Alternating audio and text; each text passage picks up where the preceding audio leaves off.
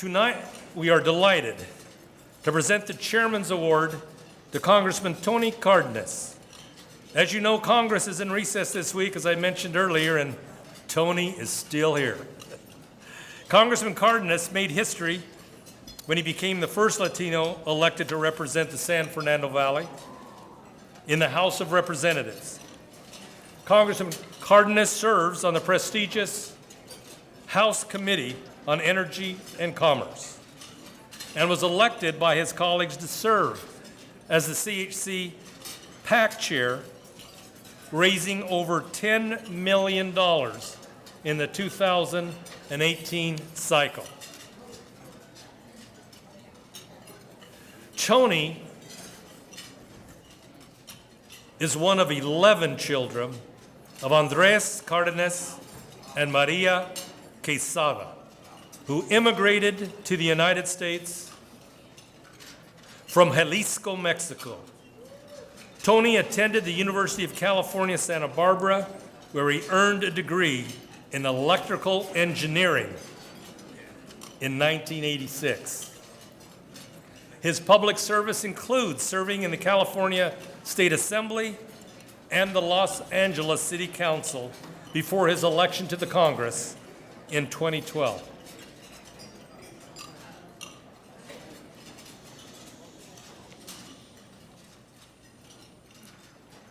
Having had the privilege of membership with Tony in a mentoring group of 9 leaders early in the history of the Latino Leaders Network, it gives me enormous pride to present the Chairman's Award to the Honorable Tony Cardenas for his outstanding leadership and public service. Please join me in congratulating Tony Cardenas.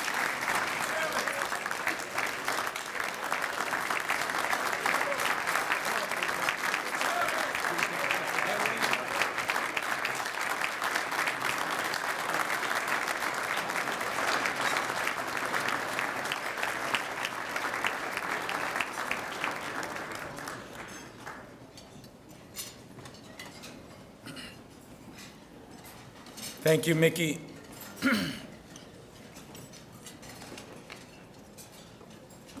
I think one of the most beautiful things about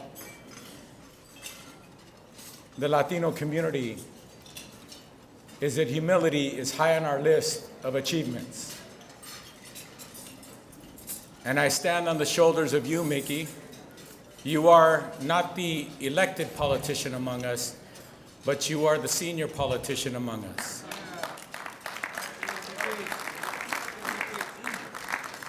And many of us look up to you, and many of us climbed on your shoulders to be where we're at.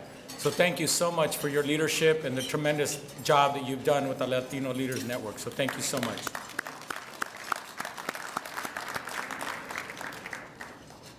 Tonight I got to visit with a bunch of old friends. I shouldn't say old. A bunch of friends from a long time ago and some friends from more recent times. And I had the opportunity to reminisce about how we all arrived at where we are today. I think we're all blessed to, at one time or other in our lives, to overcome our doubts, to overcome our insecurities, because someone else saw in us more than what we saw in ourselves. And tonight, I thought of Mr. Johnson, an old English teacher, and I can say old because he was probably about 70-something when he met me, and still doing his thing, teaching with his heart. And he told me, you know what, Tony? I had your brother Andres, and your sister Maria, and your sister Trini, and your brother Richard, and he went down the list. You see, I'm the youngest of 11. And God is good because I needed all 12 of the people, my 2 parents and 10 older brothers and sisters, to keep me in line. And Mr. Johnson saw something in me that I didn't realize wasn't there yet.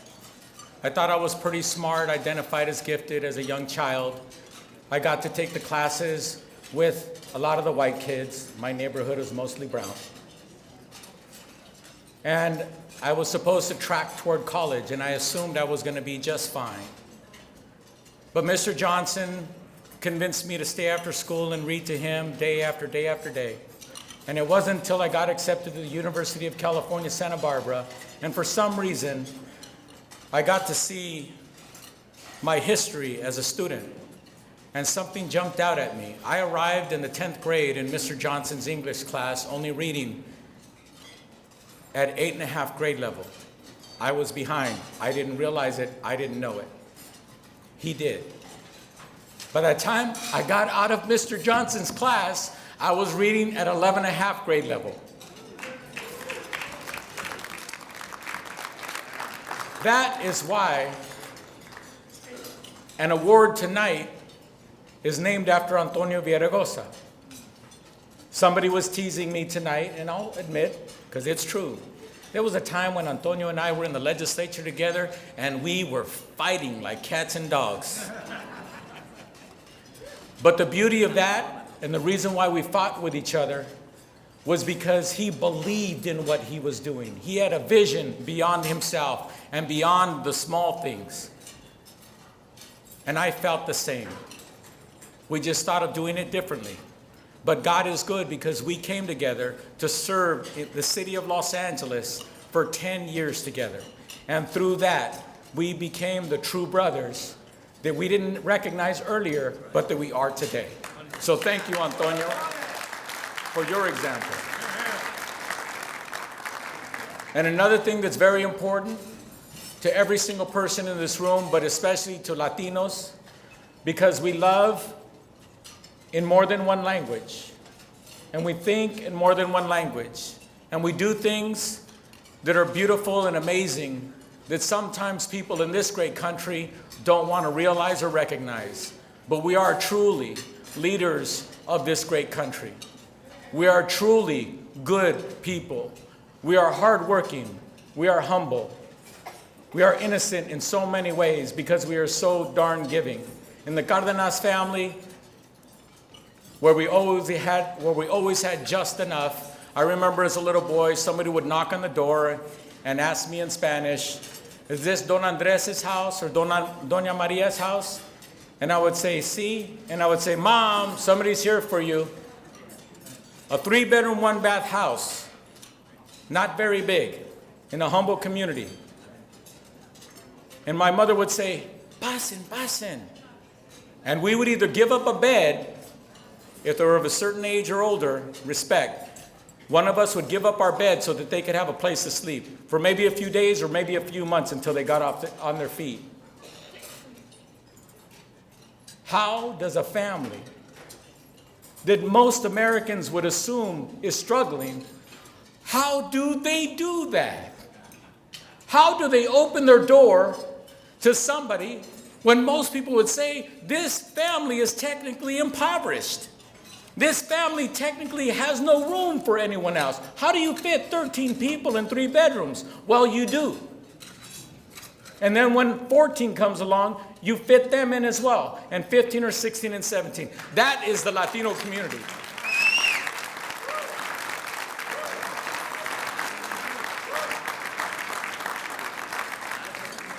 That is who I am. But in this country and in many poor communities like Pacoima, where I grew up, poor in one sense, but not poor in every sense. I was told by police officers and counselors and teachers, college is not for you. You're not smart enough. You're not good enough. Oh, children in this community, they don't make it out of this neighborhood. But luckily there was the Mr. Johnsons. And there were my older brothers and sisters. I became an engineer, but guess what?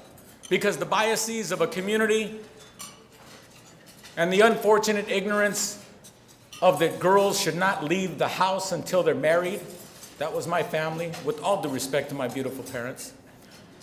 None of my 6 older sisters were allowed to go away to college, but the boys, we got to go to Texas and Boston and all up and down the state of California. And I even went to England for 1 year to go study. But the girls weren't allowed to do that. So why didn't Lecha become an engineer when she actually used to help me with my algebra homework? It's because the community told her, you don't need to go to college, little brown girl. Just marry somebody and he'll take care of you. And she did. And Hector is a wonderful man. And they have a beautiful family. But there should have been another journey for her. But that didn't happen. And to this day, some of those things still happen to our little girls in our community. Men and women, we need to double down, triple down, quadruple down on mentoring to the left of us, to the right of us, to those people who need us to be their example. Javier, thank you so much for reminding me that every time I speak, my job is to speak the truth and to somehow, some way, inspire. You touched me by saying thank you. You remind me that I have so much more to do, and the potential that I have is still yet to be realized. And the last thing that I'm going to say, ladies and gentlemen, I humbly accept this award. I was in the state legislature. Antonio appointed me to be the caucus chairman, to be a leader among leaders. And then when I got on the city council, I was elected to be chair of this and chair of that. I got elected to the United States Congress, the first person of color to get elected to the state legislature in the San Fernando Valley, the first person of color to get elected to Congress from the San Fernando Valley. But I leave you with this to remind every single one of us that we need to look in the mirror and be honest with ourselves. And we too need to uplift ourselves as well. I am so blessed that I have a wife who's much smarter than me, and in every sense of the word, a much better person than me, that reminds me of my shortcomings in a beautiful, loving way, and reminds me to take out the trash when I think I'm getting a little too big for myself. And I'll leave you with this.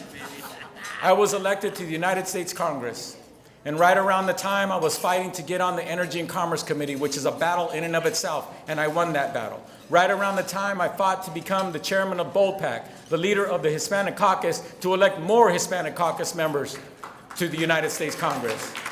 And I won that battle as well. I had a moment where for the first time in my life,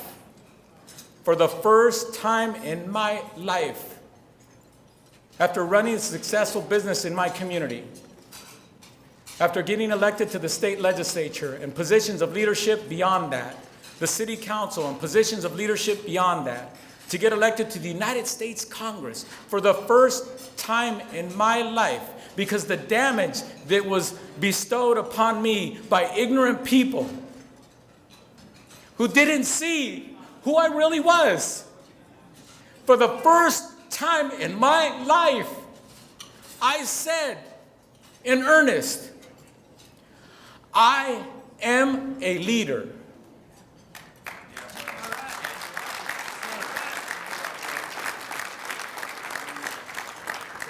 So when a president of the United States spews out hate toward us and many others,